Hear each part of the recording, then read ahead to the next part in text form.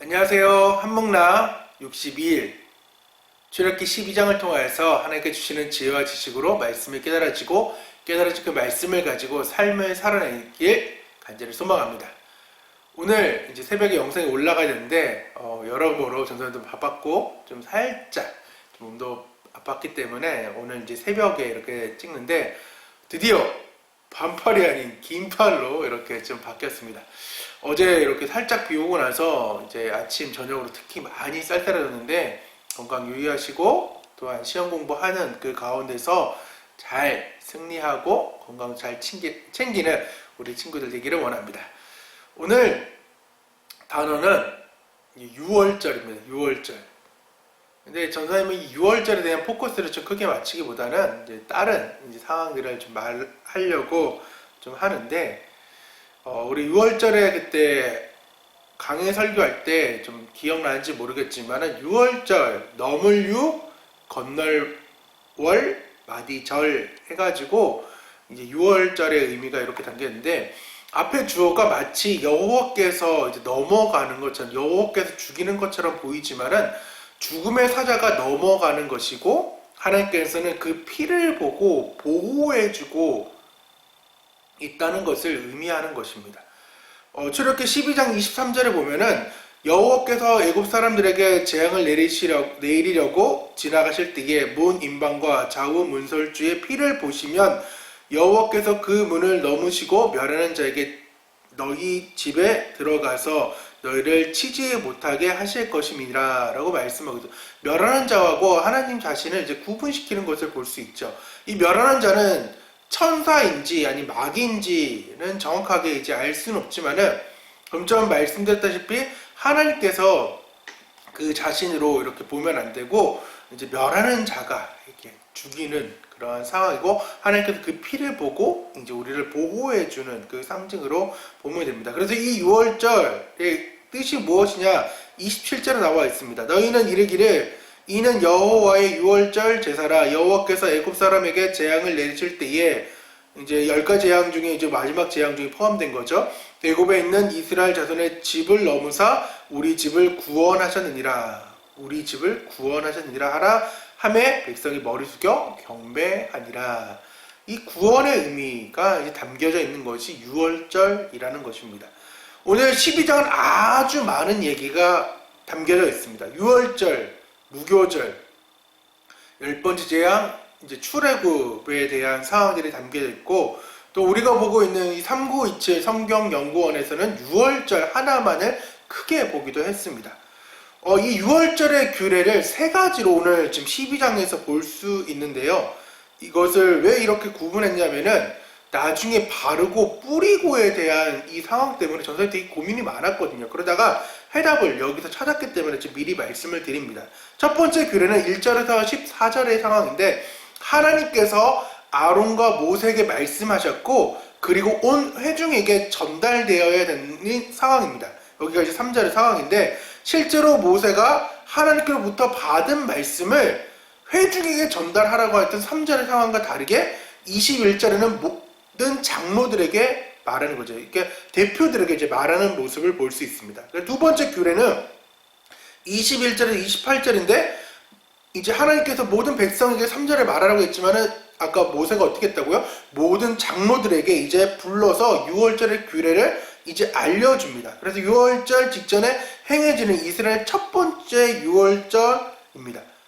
근데 이 첫 번째 6월절이고 계속 지켜졌느냐? 계속 지키지 못했던 것이 이제 성경에 보면은 알 수가 있는 상황인데, 그것은 차차 또 다뤄보기로 하고, 여튼 이스라엘 장로들이 불러서 이제 그 규례들을 부르는데, 하나님께서는 발라라, 근데 뿌려라 라는 상황들이 이제 나오는 상황입니다. 3절에 보면은 세 번째 규례는 43절에서 51절의 상황인데, 세 번째 이 규례는 다시금 하나님께서 모세와 아론에게 말씀하셨는데, 이것은 첫 번째하고 두 번째 보완 사항이에요. 어떤 것을 보완했느냐? 이게 6월절에 참여할 수 있는 대상을 제한해 버렸다는 것입니다. 무교절 이런 것들은 막 함께 지킬 수 있지만 이 상황들이 어떻게 되냐면은 이방인과 거류민과 타고 품꾼은 6월절 음식을 먹지 못했습니다. 종은 또한 할례를 받은 사람만 이제 먹을 수 있었던 거죠. 왜냐하면 출애굽 당시엔 수많은 잡족들이 이제 구성되었기 때문에 이러한 제정이 필요했다는 것입니다. 지금은 이제 구원의 길이 예수 그리스도를 통하여서 모든 것이 이제 다 열렸지만은 구원의 그 상황 가운데서도 지금 하나님의 말씀을 분별해서 나아갈 수 있는 이스라엘 백성들을 하나님께서, 그리고 또한 예표적인 상황으로 또한 본보기로 보여주기 위하여서 이 지금 6월절의 상황은 제정되어 있고 이제 제한되어 있는 상황으로 볼 수 있다는 거죠. 오늘은 총 7가지의 상황을 좀 질문에 제가 하고 답하는 상황으로 이렇게 좀 얘기해 보려고 하는데, 첫 번째는 6월절을 누가 제정했는가? 왜 무교병을 먹어야 하는가? 왜 고기는 불에 구워 먹어야 하는가? 왜 허리에 띠를 띠고 발에 신을 신고 손에 지팡이를 잡고 급히 먹어야 했는가? 왜 아침까지 남겨두면 안 되는지, 또 왜 쓴나물을 먹어야 했는지, 왜 양은 꺾어서 먹지 않았을까라는 그 상황들을 좀 7가지의 여러 번 질문을 만들 수 있겠지만 저는 7가지의 질문들을 좀 이래저래 좀 책도 보고 해가지고 함께 좀 보았습니다. 첫 번째, 6월절을 누가 제정했는가? 1절에 답이 나오죠. 여호와께서 애굽 땅에서 모세와 아론에게 일러 말씀하시되, 하나님께서 친히 여호와께서 우리에게 6월절을 지키라고 명령하셨습니다. 무교절하고 6월절은 차이가 있습니다. 6월절은 하루 이렇게 지켰지만 무교절은 7일 동안 이제 지켜지는 그 절기에 6월절이 포함되는 거고, 이 6월절은 달의 첫 유대력으로 이제 1월을 상징하는 3, 4월에 좀 포함되는 그 니산월에 포함되는 그러한 상황들입니다. 하여튼 1월 14일, 유대력으로 1월 14일에 이제 무교 6월절이 이제 지켜지는 그러한 상황들이 좀 일어나는 거죠. 그리고 왜 무교병을 먹어야 되는가? 무교병과 유교병의 차이는 이제 효소, 누룩이 이제 여러 가지가 들어갔느냐 안 들어갔느냐 차이가 있는 거죠. 효소가 있으면, 누룩이 있으면 발효가 되면 어떻게인가요? 빵이 맛있습니다. 하지만 누룩이 없는 빵, 효소가 없는 빵은 맛이 없는, 말 그대로 밀가루를 그냥 하나에 붙여버리는 그런 상황인 거죠. 왜 이렇게 하나님께서 했느냐? 39절에 나오고 신명기 16장 3절에 나오는데, 발효하다 보면은 시간이 걸려요. 지금 이 상황은 시간을 지체할 수 없는 상황들이 일어나는 거죠. 계속 보겠지만은 하나님께서 이제 밤중에 빨리빨리 일을 이제 진행해가지고 발효를 통해서 빨리 가! 해버리는 그런 상황들로 진행되기 때문에 유교병을 맛있게 빵을 구워 먹을 수 없는 상황이었던 거죠. 그리고 세 번째는 왜 불에 구워 먹어야 했는가? 이것도 똑같아요. 급히 나가야 되기 때문에. 삶아 먹는 것보다 불에 구워 먹는 것이 더 빠르기 때문입니다.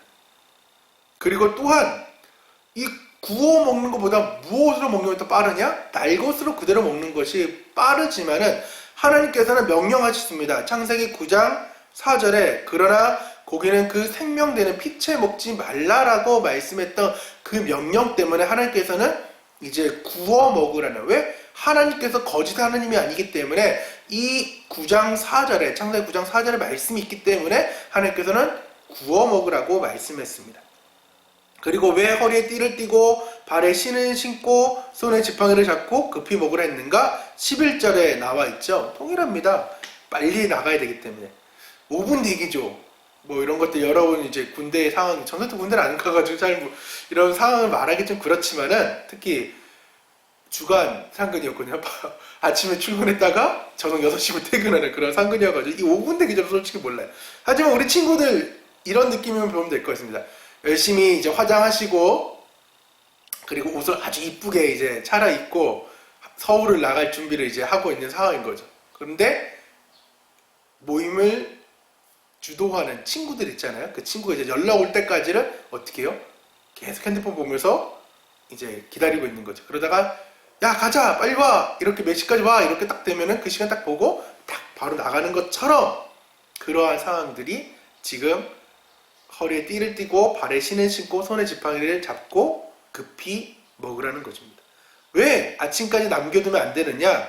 하나님께서 그 밤에 이제 모든 10가지 재앙을 이제 마무리했다는 것입니다. 12절에서 이제 그 상황들을 볼 수 있고 31절의 상황들이 오는 것입니다. 그리고 왜 쓴나물을 먹으라 했는가? 그 그것은 많은 학자들이 하고 있는 것이 애굽에서 그 고난을 기억하라는 것입니다. 쓴 것을 먹을 때 써 이렇게 인상을 찌푸리는 것처럼 그 사람들을 볼 때 애굽에서의 그 430년의 그 고난을 하나님께서는 기억하라는 그 상황들, 그리고 그 기억의 쓴나무를 기억함으로 인하여서 이제 430년의 구원의 역사가 일어나는 것들을 이제 하나님께서는 기억하라는 것입니다. 구원의 은혜에 감사하라는 의미가 또 담겨져 있죠. 마지막 7번째는 양을 왜 꺾어 먹지 않았냐는 것입니다. 우리 뭐 먹다 보면은 이제 뼈들을 다 꺾어 먹잖아요. 그래서 살들을 쏙쏙쏙 발라 먹는 그런 상황들인데 왜 그 뼈들을 하나도 꺾지 않았냐는 것입니다. 그것은 통 바베큐로 막 이렇게 구워가지고 막 잘라서 먹는, 오히려 바베큐를 뭐 굽더라도 잘라서 이렇게 굽는 것이 더 빠른데 하나님께서는 그 통째로 이렇게 왜 굽게 했느냐?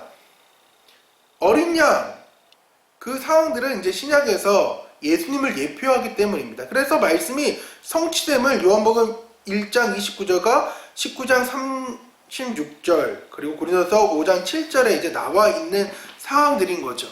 그렇게 해서 온전하게 보호했다는 하나님의 그 이런 의미를 담고 있습니다. 이것이 6월절에 제정한 의미 중에 하나가 담겨져 있는 것들이죠. 그래서 7가지에 대해서 좀 볼 수 있었던 것입니다. 6월절에 궁금증이 좀 풀린지는 모르겠습니다. 6월절이 정말 중요합니다. 정말 이 6월절 하나 가지고도 책을 논문을 쓰신 분들도 어마어마하기 때문에 이것을 지금 한목라에서 다 다룰 수는 없지만은 그냥 왜 이렇게, 저는 이 앞부분이 좀 요즘 궁금했거든요. 뒷부분은 그 상황들을 조금 알기 때문에 이 앞부분에 좀 궁금증을 가져가지고 오늘 이 앞부분 왜 이렇게 제정하셨느냐에 대해서 오늘 좀 말씀을 나눴습니다. 말씀에 순종하는 사람들은 그 밤에 빨리 이제 나갈 수 있었겠죠. 왜? 하나님께서는 허리에 띠를 띠고 발에 신을 신고 손에 지팡이를 잡고 급히 나가라고 했기 때문에 그렇게 먹은 사람들은, 말씀에 순종한 사람들은, 피를 이제 발라놓은 사람들은 그 일이 가능했지만은 그러지 못한 사람들은 나중에서야 하다 보면 엄청 뒤처지게 움직였다는 거죠. 말씀을 바르게 순종한 사람은 그때 발맞춰서 나아갈 수 있지만은 그러지 못한 사람은 쫓아가기 바쁘다는 거죠. 그러니까 많이 힘들고 피곤하고 그러다 할지라도 밀려있는 그 시간보다는 계속해서 함께하는 것이 좋습니다. 전사님 지금 코로나19 동안에서 온라인 예배로 이제 전환되면서 목사님께 보고하는 것들이 있어요. 근데 새벽마다 이것을 맞춰놓으면은 금방 끝나요. 한 10분이면 끝나는데 이것을 미루고 토요일 날 해야지 하는 순간 어떻게 되냐면은 이번 주, 그러니까 지난 토요일 날에는 2시간 반이 걸렸어요. 왜? 밀려있다 보니까 셀장님을 통해서 연락은 받긴 하지만은 연락 못 받은 분들, 또 늦게 주시는 분들이 있기 때문에 너무 늦어지기 때문에 전사님이 빨리빨리 한다고 하다 보면은 2시간 반이 이제 훌쩍 지나가 버리는 상황인 거예요. 그러다 보니까 오늘같이 한목나가 이렇게 살짝 뒤처지는 상황도 있는 거죠. 그러니까 우리가 그때 할 수 있는 상황들은 미루지 말고 해야 된다는 것입니다. 재밌는 예화가 있는데 게으르기로 소문난 농부가 있었습니다. 그래서 모든 사람들이 밭에서 일하고 있는 그 상황들이 있었던 거죠. 근데 이 게으른 농부만은 집에서 자고 있었던 것입니다. 근데 이 나른한 오후 언제나 그랬듯이 대청마루에서 아주 편안하게 대자로 이렇게 다 누워가지고 이제 자고 있었던 상황입니다. 근데 뭔가 깨지는 소리가 났던 거죠. 담에 기와가 있었는데 그 기와가 떨어지는 것입니다. 그 기와 소리에 눈이 부시시해가지고 떠서 봤더니 어떤 강큰 도둑놈이 그 담을 넘어가는 것입니다. 그러면은 보통 사람이라면은 일어나가지고 뭘 던지든 인기척을 하든 내가 있다라는 것을 보여줘야 되는데 이 게으르기 짝이 없는 이 농부는 그 담을 넘는 그 도둑을 보면서 도둑이네? 저놈의 도둑, 담장 넘어 마당 안으로 들어오기만 해봐라 라고 하면서 생각하면서 중얼거리면서 다시 눈이 감기는 것입니다. 이 다시 쿵 하는 소리와 함께 힘겹게 또 눈을 떴더니 이제 담벼락에 뛰어나온 그 도둑이 마당으로 살금살금 기어오고 있는 거죠. 그리고 걸어오고 있는 거죠. 하지만 다시 눈이 너무 무거운 이 농부는 또 속으로 또한 다시금 입으로 중얼거리기 시작합니다. 저놈 집에만 들어오기만 해봐라. 그렇게 다시 또 세상 모르고 자는 이 농부는 이제 도둑이 살금살금 들어왔다가 드디어 집 안으로 들어오는 것을 보았습니다. 그리고 나서 이 또 농부는 잠에 취해서 이야기합니다. 저놈 안방으로 들어오기만 해봐라. 그리고 뭘 가져가기만 해봐라. 이렇게 또 얘기하면서 또 자는 거죠. 정말 대단한 도둑인 것 같아. 도둑인가? 그 집주인, 농부인 것 같아. 그리고 나서 이 도둑이 가장 값비싼 것들을 챙겨가지고 막 이제 짐 한 보따리를 들고 나가니까 그러면은 그제서야라도 깨어가지고 도둑을 잡아야 정상인데 이 주인은 또 이런 얘기를 합니다. 이놈 다시 오기만 해봐라. 뒷모습을 보면서 그는 잡는 것이 아니라 다시 오면 내가 그때 혼쭐 내주겠다라는 상황인 거죠. 어떻게 보셨나요? 전사님 이 예야 이거 전사님 21살 때 읽었던 책이거든요. 그때도 그렇고 이번에 설교 준비하면서 나눔 준비하면서 엄청 좀 회개했던 그리고 마음에 찔렸습니다. 나의 영적 게으름이 이런 거 같은 거예요. 하나님 조금만 하나님께서 이렇게 제정을 해줘 주셨는데 하나님께 친히 제정해 준 그 제정에 대한 그 상황들을 내가 오히려 하나님 잠시만요 계속해서 바로처럼 완악해서 타협해가는 그런 모습들을 좀 보았다는 거지. 아까 얘기했던 그 규례의 세 가지의 왜 나눴는지에 대해서 잠깐 말씀드렸죠. 피를 바르고 내한 것은 7절에 나오고 더구나 우술초가 포함된 상황에서 적셔서 뿌리라고 얘기가 나오는 상황이 22절에 나오는 거죠. 이제 바르고 뿌리고에 대한 이 단어가 다른 단어지만 같은 뜻으로 좀 보인 것으로 보여서 직역성경 우리말 쉬운 공동번역에는 뿌리다는 번역보다 발랐다라는 번역으로 했고 주석의 학자들 중에 대부분 이제 혼용해서 써요. 앞에 지금 7절에 바르고인데 뿌리고라는 이제 주석으로 쓰신 분들도 있고 또한 22절을 바르고라는 식으로 본 분들이 많아요. 그래서 이것을 좀 더 명쾌하게 해석해주고 싶은데 해석해준 사람이 없어요. 그래가지고 그냥 같은 뜻으로 혼용해서 썼구나. 그리고 이렇게 차이가 났던 것은 1번 첫 번째 하나님과 모세, 아론에 대한 그 말씀이 주어진 것과 모세와 아론이 백성에게, 장로들에게 이 전했던 그 상황들이 두 번째 규례가 약간 상황이 있어가지고 첨가가 됐구나라는 상황들을 좀 보시면 될 것 같습니다. 위에서 말씀드렸다시피 이제 조금만의 그 상황들 그리고 내가 그 미루면은 어떻게 되느냐? 내가 죽고 사느냐의 문제가 이제 담긴 거죠. 말씀을 지키는 것과 안 지키는 것은 죽고 사느냐의 문제가 있다는 것입니다. 그냥 잠깐 넘겨야지. 그러면 잠깐 나는 이제 한 끼를 그르고 그 한 끼가 습관되면 이제 만성의 모든 것들이 이제 피로들이 누적되는 것을 좀 볼 수 있는 거죠. 그렇기 때문에 우리나라 속담에 소 잃고 외양간 고친다는 그 속담처럼 하나님께서 예방하는 법을 계속 주셨어요. 제정하는 것을 주셨고 어떻게 처방하는 것을 다 주셨는데 때로는 우리가 손해보면서 그 일들을 감당한다는 거죠. 예방하고 그 처방하면 간단한 그 일들을 우리는 놓쳐버릴 때가 많이 있다는 것입니다.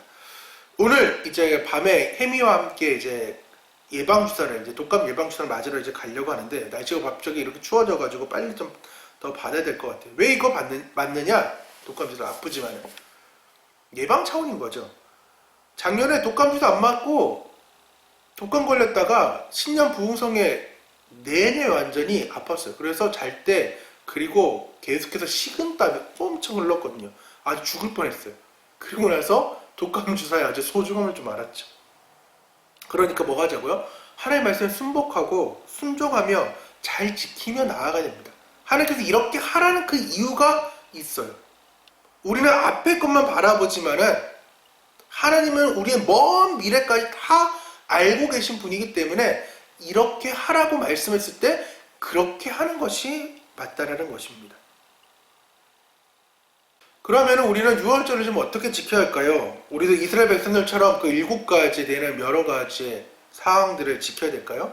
이제 우리는 그렇게 할 수가 없어요. 그리고 예수님께서 구약을 완성시켰기 때문에 예수님께서 세우신 그 법대로 가면 됩니다. 새 언약을 누가복음 22장 20절에 주셨는데 저녁 먹은 뒤에 잔도 그와 같이 하여 이르시되 이 잔은 내 피로 세우는 새 언약이니 곧 너희를 위하여 붓는 것이라. 성찬식을 하나님께서 주셨죠. 예수님께서 제정하셨죠. 하나님께서 유월절을 제정했던 것처럼 예수님께서 유월절의 새 언약인 성찬식을 제정하시면서 우리가 어제 행했던 그 성찬식에 우리는 참여해야 된다는 것입니다. 성찬식의 그 의미, 구원의 의미, 나를 구원하신 그 의미를 생각하면서 하나님께 나아가는 그러한 상황들인 거죠. 그래서 다시금 이제 대면 예배 할 때에 성찬에 참여할 때에 한목나 친구들만큼이라도 최소한 이 6월의 의미를 기억하며 이 새 언약을 기억하며 나아가야 된다는 것입니다. 여러분, 그래서 오늘 적용을 어떻게 했느냐? 나는 말씀에 나에게 주었을 때 꾸물꾸물하는 그러한 사람인가? 그리고 삶을 읽을 때 나는 하나님의 말씀에 순복하기, 또한 새 언약인 그 성찬식과 유월절을 기억하여 나를 구원하신 주님께 감사하기라는 삶을 읽었습니다. 그래서 이틀 동안 열심히 감사하며 또한 구원의 은혜를 좀 더욱더 하나님께 찬양하려고 합니다. 22장 여러 가지의 말씀들이 있는데 어떤 것들이 여러분에게 와닿는지 모르겠지만 그것을 또한 나눠주면 감사하겠습니다. 함께 기도하겠습니다. 하나님 감사드립니다. 우리 가운데 주님께서 함께 하시고 말씀 가운데 함께 하신 그 주님을 찬양하며 나아갑니다. 특별히 하나님 6월절의 제정에 대해서 하나님 살펴보았습니다. 하나님께서 이렇게 말씀을 제정하였고 이렇게 하라고 말씀했는데 때로는 그렇게 하지 못하는 우리의 모습을 발견할 때가 너무나도 많이 있습니다. 우리의 영적 게으름을 하나님 없애주시고 하나님 더욱더 말씀을 보면서 나아갈 수 있도록 도와주시고 말씀을 보고 또한 묵상하고 또한 그 묵상된 것을 지키며 나아갈 수 있는 힘 또한 우리에게 주셨어서 하나님께서 6월절의 그 의미를 예수님께서 다시금 성찬식으로 제정해 주셨는데 하나님 주님께 오시는 그날까지 이 성찬의 의미를 기억하며 지키며 구원의 은혜에 감사할 수 있는 우리 한목나 친구들과 함께 영상을 보는 모든 성도들 될 수 있도록 도와주셔서 주님께서 함께 하실 걸 믿사오며 살아계신 예수님의 이름으로 기도드립니다. 아멘. 다같이 12장 찬양 또 들어보시고 나아가길 원합니다. 다같이 뭐라고요? 안녕. 출애굽기 12